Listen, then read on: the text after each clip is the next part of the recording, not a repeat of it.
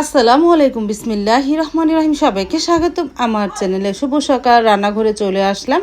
Readymade রুটি ভাজবো আর ডিম পোস্ট করবো। সাইদুল বাবাকে একটা ডিম পোস্ট আর রেডিমেড রুটি দে বললাম, একটু গোস্ত আছে গরম করে দেই রুটি দিয়ে খেয়ে। বলতেছে না, আমি সকালে আর গোস্ত খাবো না, একটা রুটি দিয়ে এই ডিম পোস্ট দিয়ে খেয়ে নিব। তারপরে আমি তো সকালে উঠে ঘর গুছিয়ে ঘর ঝাড়ু দিতেছি। আজকে একটু দেরিতেই ওঠা হয়েছে, গতকালকে তো অনেক কাজ গেছে, এই জন্য আজকে একটু দেরিতেই উঠেছি। উঠে ঘর ঝাড়ু দিয়ে নিয়েছি। এখন তুইও মুছি নেই, কিন্তু সাইদুল বাবা উঠে ফ্রেশ হয়ে নিয়েছে, তাকে নাস্তাটা দিয়ে তারপর ঘরটা মুছি। এই যে ডিম পোচ আর রুটি দিলাম।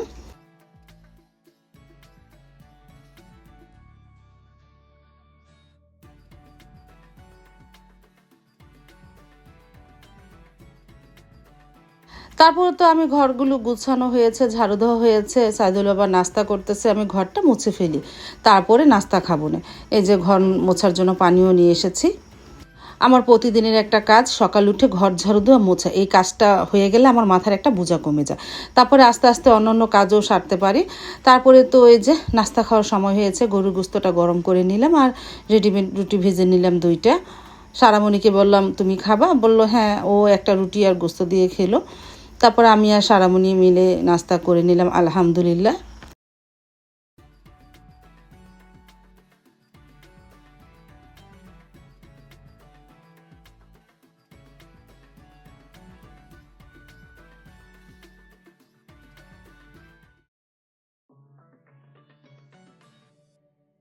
নাস্তা তো খাওয়া হয়ে গেছে, চাল ভিজিয়ে রাখলাম, মাছ লবণ দিয়ে রাখলাম। নদী পাড়ে দাদি এসে পাঁচ শাক দিয়ে গেল। সেই পাঁচ শাকটা এখন মানে ছিঁড়ে নিই, মানে ছোটো ছোটো করে টুকরো করে নিই। আর ফ্রিজে মুরগির পা ছিল, সেটাকে বের করলাম, গরুর পা আজকে নেহারি রাঁধতে পারি। তারপরে এগুলো সেরে ঘন্টাখানিক পর রান্নাঘরে চলে আসলাম। প্রায় 12:30 বাজে। ভাত বসিয়ে দিলাম, মিষ্টি কুমড় দিয়ে চিংড়ি মাছের তরকারি, ট্যাংরা মাছ দিয়ে ধুন্দুল দিয়ে ঝোল আর পাঁচ শাক ভাজি, এই দুপুরের মেনু। রান্নাটা তো শুরু করে দিয়েছি, ভাতটা বসিয়ে দিয়েছি আর এই চুলায় মশলা কষিয়ে নিতেছি ট্যাংরা মাছের জন্য। আদা রসুন দিয়ে দিলাম, হলুদ গুঁড়া, মরিচ গুঁড়া, ধনিয়া গুঁড়া দিয়ে মশলাটাকে একটু কষানো হোক।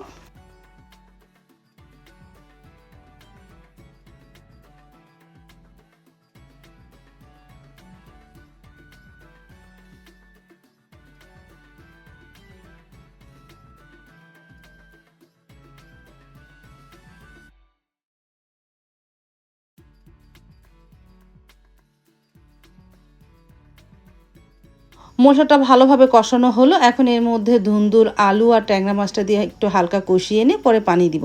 পানির মধ্যে অল্প পানি দিব, কারণ ধুন্দুলের থেকে অনেকটাই পানি ছাড়ে।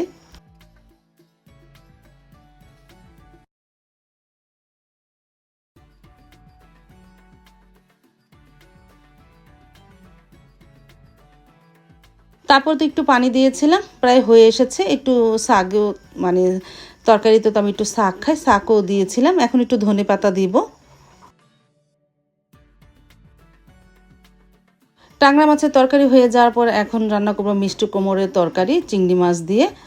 এই যে আদা রসুন দিয়ে দিলাম, একটু হলুদ গুঁড়া, মরিচ গুঁড়া, ধনিয়া গুঁড়া দিয়ে মশলাটাকে একটু কষানো হোক।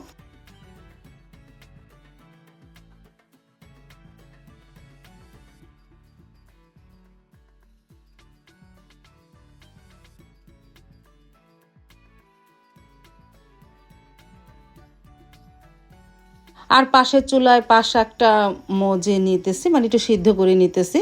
প্রথমে কাঁচামরিচ দিয়ে একটু সিদ্ধ করেছিলাম, পরে আবার পেঁয়াজ দিয়ে ভালোভাবে সিদ্ধ করে এখন রসুন আর শুকনো মরিচ দিয়ে বাগার দিলাম।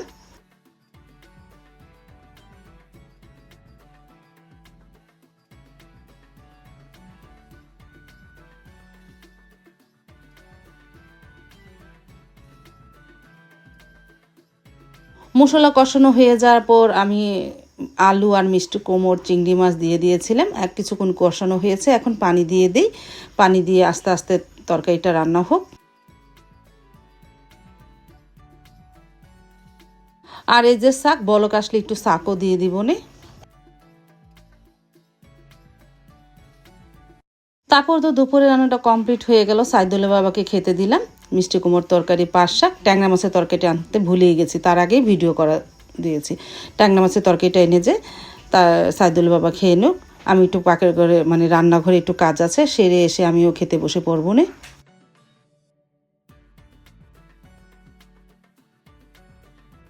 দুপুরে খাওয়া দাওয়া শেষ, একটু রেস্ট নিতেছে। আর দেখি বাহিরে মেঘ সাজিয়েছে, হালকা রৌদ্রের মধ্যে মেঘ সাজিয়েছে। তারপর কাপড় চোপড়গুলো সব ঘরে আনলাম, আনার পরে যে একটু বৃষ্টির ভিডিও তোমাদের সাথে শেয়ার করলাম। অত বেশি হয়নি, কিন্তু কিছুক্ষণ বৃষ্টি হয়েছিল, মানে গতকালকের মতন অত ঝুপঝুপিয়ে বৃষ্টি নামেনি। রৌদ্রের মধ্যে মেঘ বুঝো না, অল্পই বৃষ্টি ছিল।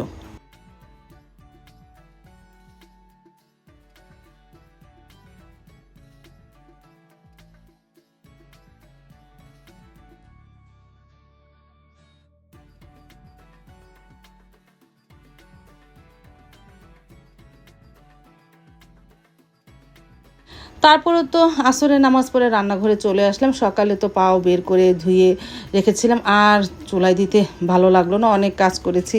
এটা রসুনের চোকলা। তারপর আমি পেঁয়াজ রসুন দিয়ে দিয়েছি, এখন আদা রসুন দিব। ওটা হলো আস্ত রসুন দিয়েছি, এখন আদা রসুনের পেস্ট দিলাম। আমার এই আদা রসুনের পেস্টের সাথে একটু জিরা বাটাও থাকে। তারপর একটু হলুদ গুঁড়া, মরিচ গুঁড়া, ধনিয়ার গুঁড়া দিব, আর লবণ দিব, আর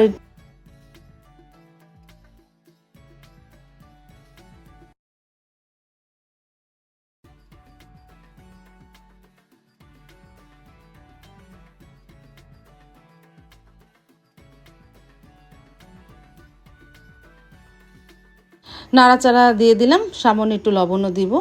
আর এখানে একটা ছোট্ট কৌটা নিয়েছে, তার একটা উপরে একটা মুখা আছে। এর মধ্যে দারুচিনি, এলাচ, লং, তারপরে স্টার, তারপরে কালো এলাচ, তারপরে আরেকটা ছোট কী জানি ওটা নাম ভুলে গেছি, আর একটা জয়ফল দিনে জয়ত্রী দিয়েছি। তারপরে এগুলো এই যে এটা জানি কি বলে, আমার নামটা ভুলে গিয়েছে। এগুলি সব এই কৌটার মধ্যে দিয়ে তারপর আমি প্রেসার কুকারের মধ্যে দিব, তাহলে মশলাটা পুরোপুরি মানে ঘ্রাণটা ছড়াবে, কিন্তু দানাগুলো ভিতরে থাকবে না। আর গোলমরিচের গুঁড়া দিতে ভুলে গিয়েছিলাম, একটু দিয়ে নিলাম। এখন কৌটাটা লাগিয়ে এই প্রেসার কুকারের মাঝখানে বসিয়ে দিব, তাহলে মশলাটা চারিদিকে ছড়িয়ে ছিটিয়ে থাকবে না, এটার মধ্যে থাকবে, ঘ্রাণটা বের হবে। তারপর সামান্য পরিমাণ কয়টা মুগ ডাল দিব, মুগ ডালটা দিলে একটু ঘনত্ব হয়। আমি সবসময় নেহারির মধ্যে একটু মুগ ডাল দিই, বেশি না, অল্প দিয়েছি।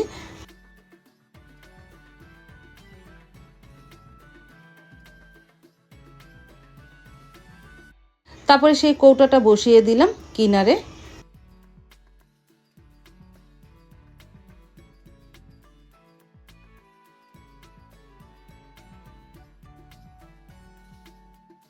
প্রায় বিকেল দিক দিয়ে তো পরে 7-8টা সিসের পর জালটা নিভিয়ে দিয়েছিলাম। তারপরে আবারও সন্ধ্যার পর আবারও সিস তুললাম, প্রায় 4-5টা সিস তুলে নিভিয়ে দিব জালটা। আর সন্ধ্যার সময় একটু মানে বিকেল দিক দিয়ে এই লাচ্ছির সময়টা ভিজিয়েছিলাম, তোমাদের দেখাতে মনে ছিল না। এখন আমি একটু খেলাম, আর মেয়েরা খেয়েছে, এখন ফ্রিজে রেখে দিই।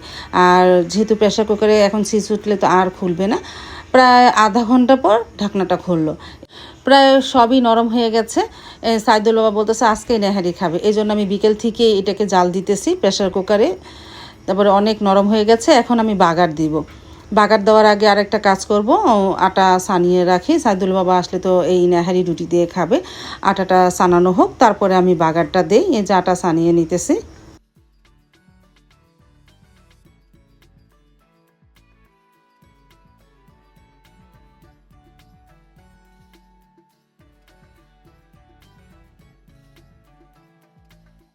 আটা ছানানো হয়ে যাওয়ার পর প্রায় আধা ঘন্টা পরে চলে আসলাম। সাইদুল বাবাও দোকান থেকে চলে এসেছে।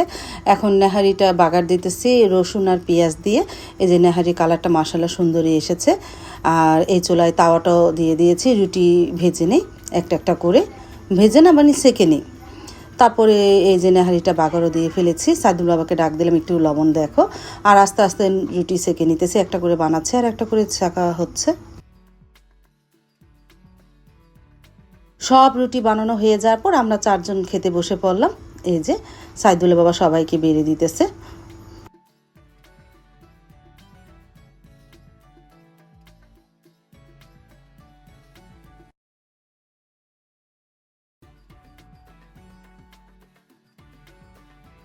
তারপর সাইদুল বাবাকে বললাম আমাকে এতটি দিয়েছো কেন, তুমি একটু না নিবে না।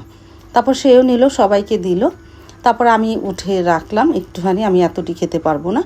আর রুটি দিয়ে নেহারি খেতে এত মজা লেগেছে, আজকে নেহারিটা এত মজা হয়েছে, আলহামদুলিল্লাহ অনেক মজা হয়েছে। বিসমিল্লাহ বলে শুরু করেছিলাম।